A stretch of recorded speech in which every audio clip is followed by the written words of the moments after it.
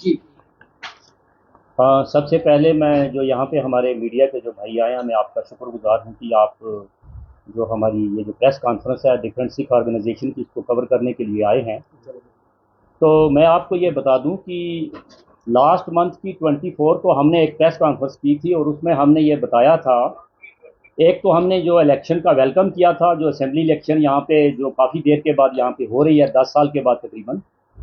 और साथ ही साथ हमने ये वहाँ रिजॉल्व किया था कि हम जो डिफरेंट पॉलिटिकल पार्टीज़ के इलेक्शन मैनिफेस्टो आएंगे, उनको स्क्रूटनाइज करने के बाद, उनको स्टडी करने के बाद हम अपना एक स्टैंड लेंगे अपनी सिख कम्युनिटी के हवाले से।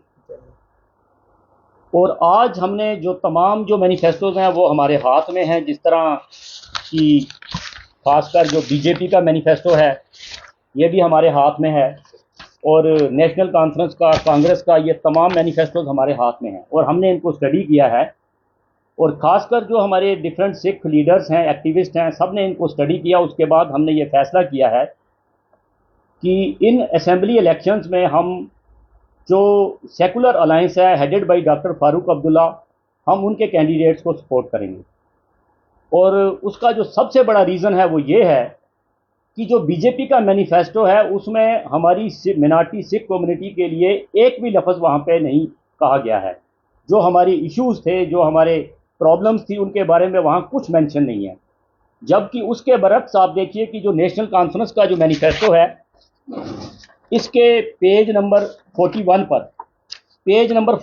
पर उन्होंने पर्टिकुलरली सिख कम्युनिटी का मेंशन करके उन्होंने जो हमारे बर्निंग जो टॉप इश्यूज हैं, जिस तरह reservation, political reservation, government jobs और पंजाबी लैंग्वेज के लिए उन्होंने रिटर्न मेंशन किया है। इसी तरह कांग्रेस के मैनिफेस्टो में भी उन्होंने जो हमारी पंजाबी लैंग्वेज है उसकी प्रिजर्वेशन के लिए उसको ऑफिशियल दर्जा देने की बात की है। तो हमने ये फैसला किया है कि for the sake of our democratic rights, for the sake of secularism, हमने ये जो डेमोक्रेटिक सेकुलर अलायंस है इनकी हमने सपोर्ट करने का हमने फैसला किया है। और साथ ही साथ हम ये बता देना चाहते हैं कि हम we are part and parcel of the Khalsa Panth. हम खालसा पंथ का एक हिस्सा हैं जम्मू कश्मीर में। और जो हमारी खालसा पंथ की जो प्रॉब्लम्स हैं, जिस तरह की जो आप देखिए कि किसानों के साथ ये जो इस मुल्क में भारतीय जनता पार्टी की सरकार है, उन्होंने किसानों के साथ क्या किया, हम उसको कभी भी भूल नहीं सकते। इसी तरह उन्होंने जो हमारी श्रोमणी गुरुद्वारा प्रबंधक कमेटी है, श्रोमणी गुरुद्वारा प्रबंधक कमेटी के पिछले 13 साल से वहाँ इलेक्शन नहीं करवाए जा रहे हैं, ये कौन सी डेमोक्रेसी है। इसी तरह जो हमारे सिख कैदी हैं, जिनको 30-30, 40-40 साल हो गए हैं जेलों में, उनको रिहा नहीं किया जा रहा है। और अभी आप देखिए कि एक तरफ engineer Rashid member parliament elect होता है, उसको छोड़ दिया जाता है, और अमृतपाल सिंह को क्यों नहीं छोड़ा गया, आप बताइए। अमृतपाल सिंह के खिलाफ कोई केस नहीं है, जबकि इंजीनियर रशीद के खिलाफ ये खुद कहते थे कि बहुत से केस थे। तो फिर अमृतपाल सिंह जो और हमारे जो दूसरे लोग हैं, जो दूसरे पॉलिटिकल प्रिजनर्स हैं, उनको भी छोड़ना चाहिए। इसलिए हम ये समझते हैं कि हम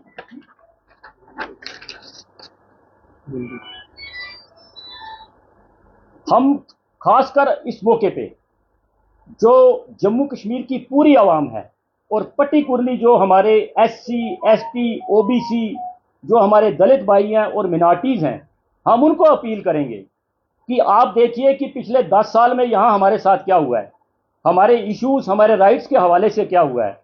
इसलिए हम ये गुजारिश करते हैं सबको कि आओ हम सब मिलके ये जो नेशनल कॉन्फ्रेंस की headed by doctor Farooq Abdullah जो अलायंस है, हम उसको सपोर्ट करें, उसको वोट करें, ताकि यहाँ पे जो हमारी रियासत जम्मू कश्मीर का जो दर्जा है, जो ऑनरेबल हमारा दर्जा, वो वापस आए स्टेट का विद स्पेशल स्टेटस।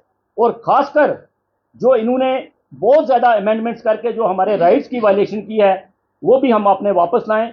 और ख़ासकर मैं आपके हवाले से, आपके माध्यम से मैं कश्मीर की आवाम को अपील करूंगा कि वहाँ पे इन्होंने, आप देखिए, इन्होंने कुछ ऐसे प्लेयर्स ग्राउंड में उतारे हैं वहाँ कन्फ्यूजन क्रिएट करने के लिए, और ख़ासकर ये जो सेकुलर अलायंस है उसको कमज़ोर करने के लिए।